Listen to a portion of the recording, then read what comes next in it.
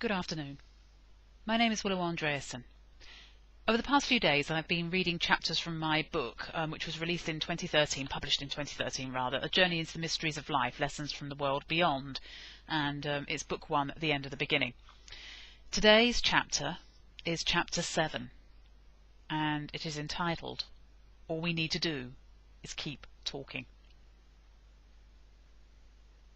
All we need to do is keep talking, implored Professor Stephen Hawking in the track Keep Talking from Pink Floyd's brilliant 1994 album The Division Bell. My sister was a considerable devotee of the band. Together with our brother, mother and stepfather, we had enjoyed the great pleasure of seeing the band live during the Earl's Court run of their 1994 World Tour. With the spectre of a likely cancer diagnosis already hanging over her head, my sister joyously declared that at least she could die happy, having seen the band performing live at long last. The premise of the song's message was totally clear and aptly applied to life after that October night. I had made the decision to discuss the events of that night with my brother. I was, in all honesty, expecting a non-committal response. However, I received a pleasant surprise. Far from being doubtful of my experience, my brother listened intently as I detailed our sister's description of life after death, of every living individual's own book of life, etc. His most dramatic reaction occurred as I began to describe the Bologna airport event. His wide-eyed expression as I described the scene of the day, that the flight was late, that Nana was becoming agitated, that he was having problems trying to keep her calm, was accompanied with a draining of colour from his face. "How the hell did you know that? I didn't tell anyone that the flight was late," he inquired with confusion. My brother, a seasoned traveller, didn't consider a half-hour delay late in aeronautical terms. In fact, for a busy airport, it was pretty good form for that time of year. "I was there," I whispered. "We were both with you that day. We could reach out and touch you. We were that close, but you couldn't even see us." My brother was particularly interested in the time travel element of the October nocturnal experience. As mentioned earlier, he is a very well-read, knowledgeable and intelligent man, and his knowledge of quantum and temporal mechanics is way more sophisticated than my rudimentary ramblings. He has not yet been able to quantify the experience or apply any earthly scientific methodology to the nocturnal traverses through time. Our grandfather and sister have since expanded upon the intriguing possibilities of time travel. My sister remarked that it is easier than you think it is, if only you turn your mind to it. The communications did not stop on that October 1996 night. Far from it. As with grandfather's rapt warnings a few months before, this was only the beginning. Indeed, the communications had begun in earnest. My daughter was rapidly growing into a beautiful toddler. However, she had significant behavioural difficulties. She did not sleep for very long. If we were lucky, we had 2 hours unbroken sleep in a night. She suffered terribly from eczema and numerous allergies, eventually being diagnosed with lactose intolerance.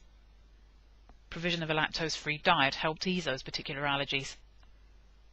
Her speech was significantly delayed. If she needed something, she would guide our hands toward the item, babbling whilst doing so. She would employ the same verbal techniques if she was observing something relating to an interest of hers. She could not form a single word. Her boredom threshold was very low, and she needed to be kept occupied and entertained for near enough every single moment of the day. One evening, during the early months of 1997, we attempted to settle our daughter for the night. She did not really want to sleep, but we certainly needed to. I had to get up early for work in the morning, and my former partner also had a busy day ahead of him. As we started dimming lights around the room, our daughter was standing in her cot, staring up at the montage of photographs of our families that were suspended on the wall alongside it. She was evidently in awe of something, gently cooing away. Planting a kiss on her head, I asked her what she wanted.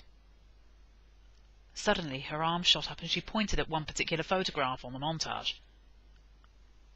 The photograph was one of her, at 4 weeks of age, being watched over by her adoring great-grandfather.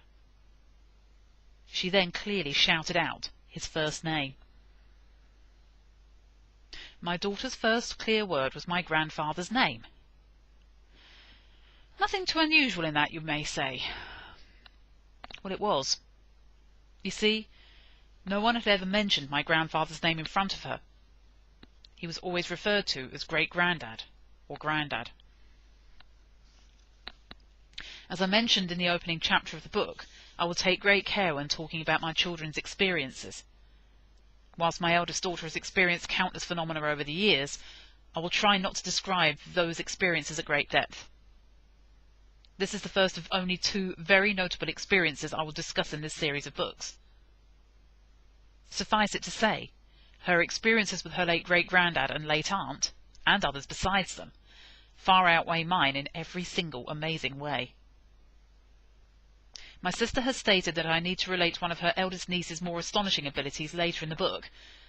The necessity will become apparent during the course of the conversation. We moved into a 2-bedroom house on the outskirts of the borough during 1997.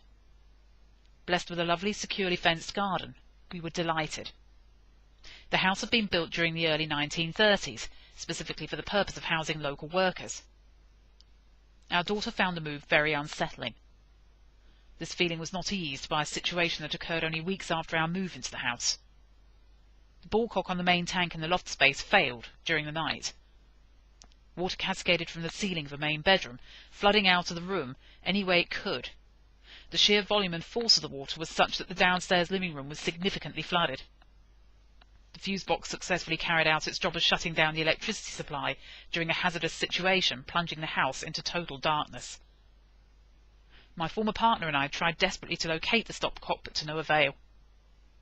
Our landline still worked and, in desperation, called our landlord's emergency line, only to be told we can't do anything until the morning, as the sound of the water gushing through the ceiling roared in the background. Eventually I had no alternative but to call the emergency services. The fire service arrived rapidly at the property. They were able to locate the stopcock, but needed to smash through the back of a kitchen unit to reach it. The stopcock had been boarded up behind the unit. Terrifyingly, the water continued to gush through the ceiling. Finally, we all established that the house, somewhat oddly, must have 2 stopcocks. The second was located in the loft space, and our nightmare slowly dribbled to a halt. The damage, although not critical, was enough to render the house unfit for habitation for a week. Our landlord set up dehumidifiers around the water-damaged rooms, and we lived with my former mother-in-law for the week. Each morning at about 7:30 a.m, I would drive to the house and switch on the dehumidifiers again for the day, returning at about 9 p.m. to switch them off for safety reasons. It is important to note these times. Very important. My mother had experienced a strange occurrence in her house only hours before we telephoned her with news of the flooding. I already knew that my sister had returned home many times since her passing. The scent of her perfume was known to linger in odd places around the house. The strong smell of her high-tar cigarettes would permeate from beneath her closed bedroom door. The sound of weightless footsteps were frequently heard across the stairwell. On this evening, however, Mum had heard a key in the front door. My brother was already at home, and my stepfather wasn't expected round that night. Mum remained in her room as she heard the front door open, then slammed shut. The kitchen door, closed for the night, creaked as though it were being opened, followed by the sounds of cupboards being opened in the kitchen. She didn't feel the compulsion to go downstairs to investigate. Only a couple of hours after these events, the flood occurred at my house. Mum wasn't at all surprised when I called only hours later to tell her what had happened at our new home, saying that it fully explained why my sister had come home that night. The next experience, although not directly happening to any family member, occurred on the 3rd day following the flood. That sunny morning, I turned up to carry out the usual routine of checking the house, checking the post, and turning on the dehumidifiers. Feeling content that everything was safe, I drove to work, arriving at my desk at about 8:30 a.m. Later on that day, I needed to take some items down to the housing department. A former colleague of mine, who happened to be one of the department's housing surveyors, usually greeted me with a wide smile. This particular morning, he didn't. "Why didn't you answer the door to me this morning?" he huffily complained, unsmiling as he did so.